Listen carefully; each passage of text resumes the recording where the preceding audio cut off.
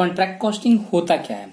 Contract costing means कोई भी एक प्रोजेक्ट जो कि हम लोगों ने कॉन्ट्रैक्ट बेसिस पे लिया है, किसी भी एक प्रोजेक्ट को कंप्लीट करने के लिए हम लोगों ने किसी चीज को, सपोज करो एक घर बनाने के लिए हम लोगों ने कॉन्ट्रैक्ट पे लिया है और ये कॉन्ट्रैक्ट का प्राइस है इसका करीब 10 लाख रुपया। ठीक है, तो ये जो प्राइस है इसी को हम लोग कॉन्ट्रैक्ट प्राइस बोलते हैं। और जो इंसान कॉन्ट्रैक्ट लेता है उसको कॉन्ट्रैक्टर बोलते हैं, और जो इंसान कॉन्ट्रैक्ट देता है उसको बोलते हैं हम लोग कॉन्ट्रैक्टी। मतलब कॉन्ट्रैक्टर कौन है? कॉन्ट्रैक्टर वो पर्सन है हु टेक्स द कॉन्ट्रैक्ट, और साथ ही साथ कॉन्ट्रैक्टी होता है। कॉन्ट्रैक्टी कौन होता है? Contractee who gives the contract, one who gives the contract. समझ में? मतलब दो आदमी होता है, एक कॉन्ट्रैक्टर और एक होता है कॉन्ट्रैक्टरी, है ना। तो कॉन्ट्रैक्टर कौन होता है? जैसे कंसाइनर और कंसाइनी होता था उसी तरह कॉन्ट्रैक्टर एंड कॉन्ट्रैक्टरी होता है। कॉन्ट्रैक्टर वो पर्सन होता है जो कि कॉन्ट्रैक्ट को लेता है, और कॉन्ट्रैक्टरी वो पर्सन होता है जो कि कॉन्ट्रैक्ट को देता है कि मेरा काम ये कर दो। क्लियर? अब देखो कॉन्ट्रैक्ट जो है वो बहुत सारा टाइप्स ऑफ कॉन्ट्रैक्ट होता है। Types of contract in the sense कि एक होता है कि fix price contract. Fix price contract मतलब मैं तुम्हारा ये पूरा बिल्डिंग बना दूंगा और तुमको जो है हमको 10 लाख रुपया देना है। क्लियर? इसको हम लोग क्या बोलेंगे? Fix price contract. सिंपल सा बात है, हम तुम्हारा बिल्डिंग का पूरा काम कर देंगे और उसके बदले में तुमको क्या करना पड़ेगा? मेरे को 10 लाख रुपया पेड कर देना पड़ेगा। और दूसरा होता है cost plus contract. Cost plus contract मतलब कि मेरा, हम जो भी चीज लगा रहे हैं, जो भी इसमें सपोज करो मेरा कॉस्ट लग गया है 8 लाख का। क्लियर? और हम ये डिसाइडेड था कि हमने कॉस्ट प्लस कॉन्ट्रैक्ट किया है, मतलब जितना मेरा कॉस्ट लगेगा उस पे हम 20% का प्रॉफिट जनरेट करेंगे। मतलब अगर 8 लाख कॉस्ट पड़ा है और 20% अगर हम प्रॉफिट कमा रहे हैं उस पे, तो हमको 9,60,000 दे दो और मेरा जो है कंप्लीट हो जाएगा और मेरे को कॉन्ट्रैक्ट प्राइस मेरा हो जाएगा 9,60,000। तो दो टाइप का होता है, एक होता है fix price contract. Fix price contract वो कॉन्ट्रैक्ट होता है जो कि एकदम फिक्स होता है कि 10 लाख में हम आपका पूरा काम कर देंगे, ज्यादा लग गया तो मेरा लॉस और कम लगा तो मेरा प्रॉफिट।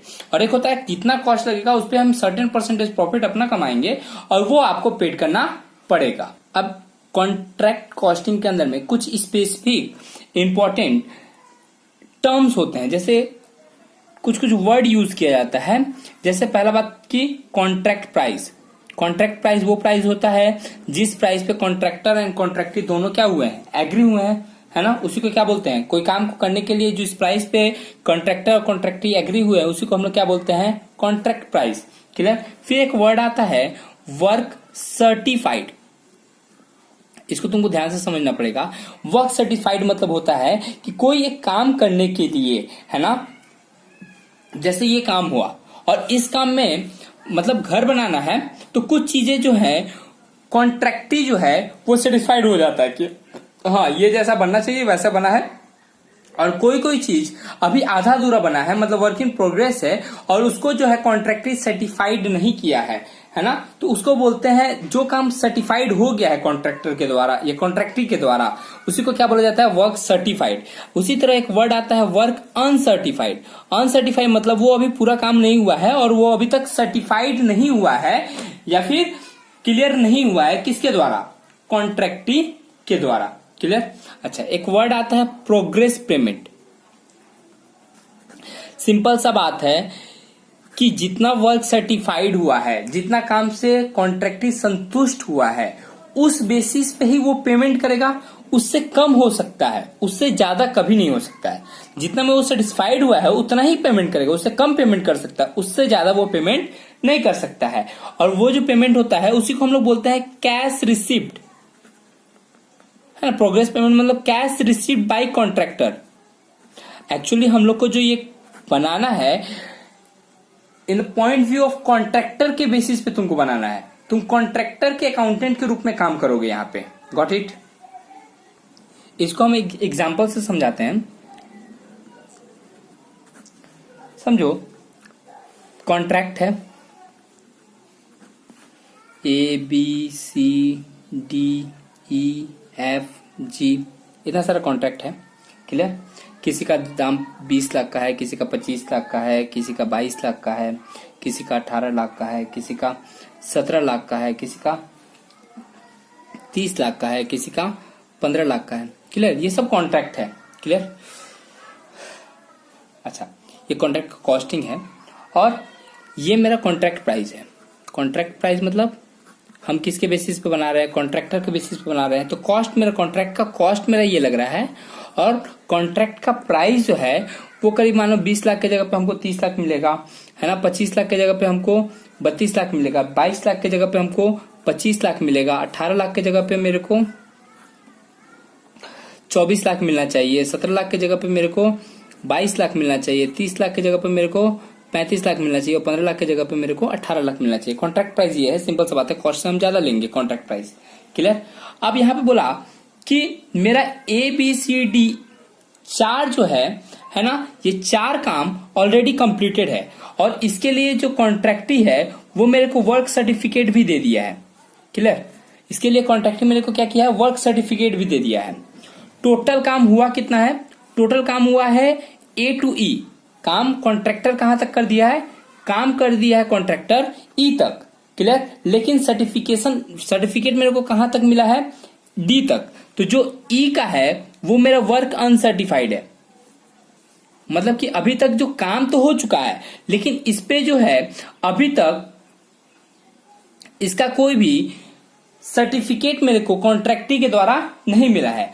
तो अब जिसका काम का सर्टिफाइड हो चुका है तो उसका तो मेरे को पूरा पैसा मिलना चाहिए, सिंपल सा बात है।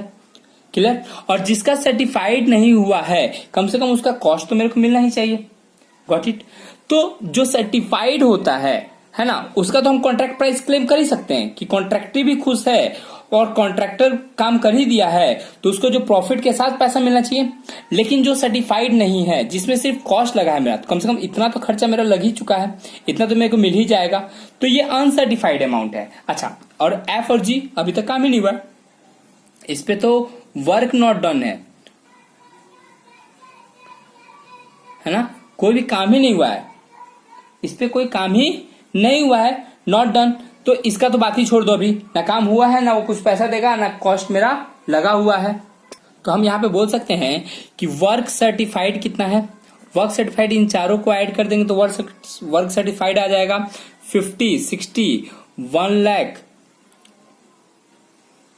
40, 1 लाख 11,000। क्लियर। 1000 में काउंट करें तो क्लियर। वर्क अनसर्टिफाइड देखें तो वर्क अनसर्टिफाइड अगर कितना है तो हम बोल सकते हैं 17,000 और नॉट डन का तो बात ही छोड़ दो। क्लियर। उसी तरह एक और वैल्यू आता है रिटेंशन मनी। रिटेंशन मनी क्या होता है, जो वर्क सर्टिफाइड हो जाता है फिर भी जो कॉन्ट्रैक्टी है वो क्या करता है, कॉन्ट्रैक्टर का कुछ पैसा जो है रिटेन करके रख लेता है, उसको नहीं देता है। जैसे वर्क सर्टिफाइड अगर 100 रुपया का हुआ है तो वो प्रोग्रेस पेमेंट 80% होगा, तो 20% क्या हो जाएगा मेरा रिटेंशन मनी, कि वो 20% अपने पास रख लेता है, जब पूरी तरह से काम कंप्लीट हो जाएगा तो वो पेमेंट करेगा। क्लियर। तो ये सब आज क्या था, बेसिक था कॉन्ट्रैक्ट कॉस्टिंग के ऊपर में। क्लियर। इसको हम पिक सेंड कर देंगे तुम लोग को, इसको कॉपी कर लेना।